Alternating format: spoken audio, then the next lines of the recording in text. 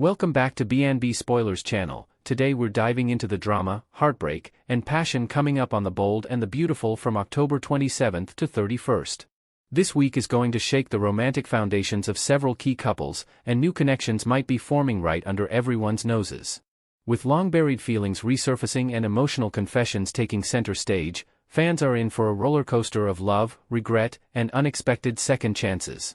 Let's break down everything that's about to unfold in Los Angeles' most glamorous circle of lovers, rivals, and dreamers. Taylor and Deacon, from therapist and patient to something deeper. Taylor Hayes has been doing what she does best, helping others heal. Her sessions with Deacon-Sheila have been a lifeline for him as he continues working through his complicated relationship with Sheila Carter and the constant struggle to stay on the straight path. But this week, the tables turn. Instead of Taylor guiding Deacon, it's Deacon who ends up guiding her through her own pain. Their conversation takes a personal turn when talk drifts from Deacon's troubled love life to Taylor's unresolved feelings for Forrester. Deacon, ever more observant than people give him credit for, notices the sadness in Taylor's eyes when Ridge's name comes up. He gently pushes her to confront the heartache she's been burying. Watching Ridge reunite with Brooke Logan once again has taken a toll, even if Taylor won't admit it. As Deacon encourages her to stop looking back and start opening her heart to new happiness, something clicks inside Taylor. The emotional dam she's held up for so long finally breaks. Tears fall, and Deacon instinctively reaches out, wiping them away. The moment between them stretches, tender, quiet, charged. It's not just empathy anymore. It's connection. Viewers can expect this scene to change everything between them. For the first time, Taylor lets her guard down completely, and Deacon sees her vulnerability as something beautiful. The spark that fans have been sensing for months finally begins to flicker into flame. Whether or not it turns into a kiss this week, one thing's certain: the foundation for a real romance between Taylor and Deacon is being laid. T-Con might just become the new power couple nobody saw coming. Deke's complicated debut at Forrester Creations. Meanwhile, a fresh storyline is taking shape at Forrester Creations, where new hire Deke is quickly becoming part of the family. Smart, stylish, and full of charm, Deke has managed to make a solid impression, especially on Elektra, who seems to see a kindred spirit in him. Their easy banter and creative chemistry make for some light-hearted moments in an otherwise drama-heavy week. But that lightness won't last long. Deke's carefully guarded personal life is about to become very public. Up until now, he's kept his romantic relationship with Remy quiet, not out of shame but to keep his work life separate. However, this week, everything changes when Deke decides it's time to introduce Remy to his colleagues. In a scene that's sure to shock, Deke brings Remy into the Forrester showroom where Elektra, Ivy, and Hope are chatting. What should be a friendly introduction quickly turns tense when Elektra locks eyes with Remy, and the recognition is instant. Their past isn't just messy, it's painful. Remy once hurt Elektra deeply, and that old wound is about to reopen. Remy's demeanor is surprisingly humble. He admits his mistakes, expresses regret, and tries to apologize. But forgiveness doesn't come easily in this world. Elektra's walls are up, and she's not about to let a few sorries erase the hurt. This confrontation could have ripple effects, not just for Elektra but for Deke as well. Learning about the history between his boyfriend and his new friend puts Deke in an impossible position. Will Deke stand by Remy, or will the revelation make him question everything he thought he knew about the man he loves? One thing's clear: this triangle has all the makings of a long-term emotional minefield, especially in a place as charged as Forrester Creations. Hope and Liam, a proposal that could change everything. While one couple is beginning, another is being tested by the weight of history. Hope Logan and Liam Spencer have been through more than their share of heartbreak. From betrayals to reconciliations, their love story has been a constant push and pull. Recently, though, they've managed to find their way back to each other, choosing peace and forgiveness over the chaos that once defined them. But Liam, ever the romantic, doesn't just want reconciliation, he wants commitment. This week, he takes a bold step and proposes to Hope. It's a heartfelt moment, simple and sincere. Liam lays his heart bare, promising her that this time will be different, that they've both grown and learned from the mistakes of their past. Hope's reaction is mixed. She's touched, even emotional, but also hesitant. Memories of their previous marriages and the pain that followed hover like ghosts. Hope has always been the dreamer, but she's also learned hard lessons about rushing into things that feel perfect in the moment. Her hesitation isn't a rejection, it's a reflection of her scars. The question is, will fear hold her back, or will love finally win out? The idea of becoming Mrs. Liam Spencer again carries both comfort and risk. Viewers will see Hope torn between her heart's desire and her instinct to protect herself from more heartbreak. And as we've seen on The Bold and the Beautiful, nothing happens in a vacuum. Steffi's name might not be on everyone's lips right now, but her shadow still looms over Liam's choices. If Hope says yes, it could reignite old rivalries and set off another round of emotional fireworks. Romance, redemption, and the possibility of change. This week's storylines share one powerful theme: the courage to move forward. Taylor is learning to let go of a love that's defined her for too long. Deacon is stepping out of his own darkness to offer comfort and maybe even open himself to new possibilities. Deke is discovering that honesty, while risky, might be the only path to real connection. And Hope is standing at a crossroads, torn between safety and faith. Each of these characters faces the same question: is it better to protect your heart or to risk it all for love? Next, we're diving deep into the latest The Bold and the Beautiful storyline that's slowly but surely heating up, the complicated emotional mess between Deacon Sharp, Sheila Carter, and Dr. Taylor Hayes. What started as a fragile truce between ex-lovers is now evolving into a tangled web of trust issues, emotional therapy sessions, and secrets that could blow up everything during the 2025 holiday season. CBS has promised viewers a slow-burning love still brewing, and if recent scenes are any indication, that fire is about to catch. Deacon's emotional crossroads.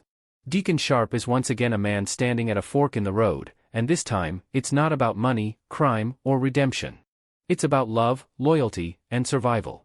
After his explosive fight with Sheila, he's left questioning not only his relationship but also himself. Sheila's shocking revelation that Luna is still alive should have been a moment of emotional connection between them, but it wasn't. The twist? Deacon already knew.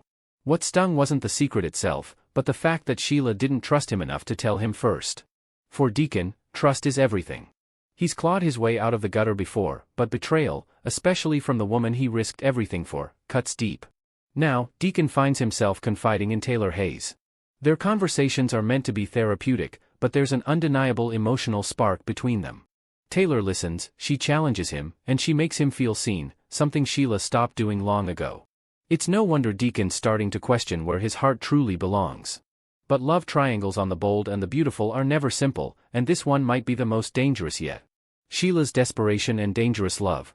Sheila Carter has built her entire identity on control, controlling people, situations, and outcomes. But lately, her grip is slipping. Her argument with Deacon shattered the fragile peace they had built together, leaving her clinging to the hope that Taylor might somehow help fix their marriage. It's ironic, Sheila, the master manipulator, seeking help from a therapist who might actually steal her man. Sheila's loneliness is starting to show through the cracks in her armor. Beneath the manipulative exterior lies a woman terrified of being abandoned, again. She's lost children, partners, and credibility in this town. Deacon was her chance at a new beginning, someone who saw her as more than a monster. But her old habits, the lies, the schemes, the need to protect her family above all else, are slowly destroying that fragile love story. Fans are divided. Some see redemption in Sheila's effort to change, while others think she's just biding her time before chaos erupts again. And honestly? Both sides might be right. The Thanksgiving tension. According to early CBS spoilers, the Thanksgiving episode airing on Wednesday, November 26th, will place Deacon and Sheila together at Il Giardino, but don't mistake that for a romantic reunion. The two are forced to work side by side to host a Thanksgiving dinner for Daphne and Carter, an event that could either thaw the ice between them or freeze it permanently. The real question is, why hasn't Deacon fired Sheila yet? Any sane boss would have cut ties by now. But Deacon's hesitation suggests something deeper, maybe fear, maybe unfinished business. After all, this is Sheila Carter. If he fires her, he might not live long enough to regret it. Their dinner at Il Giardino will likely be filled with polite smiles masking simmering tension, sharp glances, and unspoken pain. Expect fireworks before dessert hits the table. Taylor Hayes, the calm in Deacon's storm. Taylor Hayes has always been the moral compass of The Bold and the Beautiful. She brings empathy where others bring judgment. So when Deacon opens up to her about his fractured marriage, Taylor listens, not as a woman interested in romance, but as someone who genuinely wants to help him heal. Yet, as their sessions continue, that professional line starts to blur. Taylor's presence represents peace and emotional clarity, everything Sheila isn't. With Taylor, Deacon can breathe. He can talk about his fears, his mistakes, and his desire to be a better man. But with Sheila, he's drawn to chaos, danger, and passion. It's the classic heart versus head dilemma, and in The Bold and the Beautiful, those choices always have consequences. There's a growing sense that Taylor might be developing feelings of her own. She denies it, of course. She's a professional. But the way she looks at Deacon, the concern in her eyes, the warmth in her voice, tells another story. The question is, will she cross the line to save him, or will she let him sink back into the toxic love he can't seem to quit? Deacon's love, passion or poison? From the moment Sheila and Deacon got together, viewers have called their relationship a ticking time bomb. It began with deception, Sheila convincing Deacon to play her boyfriend so they could stay close to their children, Hope and Finn. What started as a ploy turned into something surprisingly real. Deacon saw past her past, and for a brief moment, it looked like love might actually redeem Sheila. But history doesn't rewrite itself so easily. Deacon knew what he was signing up for. Sheila's crimes, her manipulative streak, and her unpredictable temper are part of the package. Still, he fell for her. Maybe it was her intensity. Maybe it was the thrill. Or maybe, deep down, Deacon has always been drawn to the darkness, because it mirrors his own. The trouble now is that Sheila's old ways are resurfacing. She's back to lying and keeping secrets, justifying her actions as protecting her family. But what happens when that protection means betraying the man she claims to love? Deacon's faith in her is hanging by a thread, and Sheila's running out of time to prove she's changed. A storyline set to erupt. CBS's teasers suggest this holiday season will bring unexpected reunions and emotional fallout. While the surface story centers on Deacon's indecision, the deeper narrative is about redemption, who deserves it, who wastes it, and who can't survive without it. Deacon's torn between two women who represent opposite sides of his nature, the chaos of his past and the peace of his potential future. And if Sheila senses she's losing him? All bets are off. This is the same woman who's faked deaths, stolen babies, and manipulated her own children. If Deacon walks away, the fallout could be deadly, literally. Final thoughts, can love survive the lies? At its core, this storyline is about transformation. Can love redeem the irredeemable? Can a man like Deacon, who's fought his way out of every mistake, finally choose peace over passion? And can Sheila, one of daytime's most notorious villains, truly change, or is her darkness simply dormant, waiting for the right heartbreak to unleash it again? As we head into the 2025 holiday episodes, fans can expect a storm of emotions, shocking decisions, and maybe even betrayal wrapped in a Thanksgiving bow. Deacon may think he can balance both women, but in The Bold and the Beautiful, love triangles rarely end without heartbreak, or worse. Next. The walls of the state penitentiary were supposed to contain Luna Nozawa, but the manipulative schemer had other plans. After being beaten repeatedly by fellow inmates during her initial incarceration, Luna learned a crucial lesson: brute force wasn't the path to freedom. Instead, the cunning young woman would deploy her greatest weapon, her ability to manipulate others into doing her bidding. What unfolded behind those cold steel bars would shock everyone who thought Luna was finally neutralized. Rather than playing the victim again, Luna orchestrated something far more sinister, a full-scale prison riot that would create the perfect cover for her escape. And her ultimate target? Kelly Spencer, the innocent daughter of Steffi Forrester, the woman Luna blamed for all her troubles. From victim to puppet master. Luna's transformation inside the prison walls was nothing short of chilling. During her previous stint behind bars, she had staged her own beatings to garner sympathy from Bill Spencer, successfully manipulating him into securing her release through house arrest and eventually a pardon. But that tactic had run its course. Bill had made it clear there would be no second pardon, and even her pregnancy with Will Spencer's child wasn't enough to soften the Spencer family's resolve. So Luna adapted. She began working the prison population with the same silver tongue that had deceived so many on the outside. One by one, she identified vulnerable inmates, women with grievances against the system, those desperate for hope, those hungry for chaos. Luna whispered promises, shared carefully constructed sob stories about her own victimhood, and positioned herself as someone who understood their pain. Within weeks, Luna had assembled a loyal faction of fellow prisoners who hung on her every word. She painted herself as a wronged woman, unjustly imprisoned by a powerful family that feared her relationship with their golden boy. She told them about the baby she carried, about the life that was being stolen from her. And slowly, methodically, she planted the seeds of rebellion. The riot. The day the riot erupted, it caught the prison staff completely off guard. What started as a seemingly spontaneous argument in the cafeteria quickly escalated into full-blown chaos. Inmates overturned tables, smashed windows, and overwhelmed the guards. Alarms blared as smoke filled the corridors, created by small fires set in strategic locations to maximize confusion. Luna's followers executed their roles perfectly. While the guards scrambled to contain the violence spreading through multiple cell blocks, Luna slipped away from the main group. She had studied the prison layout during her late-night conversations with sympathetic inmates who worked maintenance details. She knew which blind spots existed in the security camera coverage, which doors could be jimmied, and which staff members were most easily distracted. As the riot reached its peak, with prisoners flooding the yard and guards calling for backup, Luna made her move. Using keys she'd somehow acquired, likely through a guard she'd charmed or blackmailed, she accessed a service corridor that led toward the loading dock. The chaos she'd orchestrated provided the perfect smokescreen for her escape. By the time authorities realized Luna was missing from the head count, she was already beyond the prison perimeter, having slipped out in a laundry truck driven by an accomplice on the outside. The woman who had been locked away for murder was now free, and she had only one thing on her mind: revenge against Steffi Forrester. An unlikely alliance. But Luna didn't plan to execute her revenge alone. She had made a crucial ally behind bars, one that would surprise everyone who learned the truth: Dr. Grace Buckingham.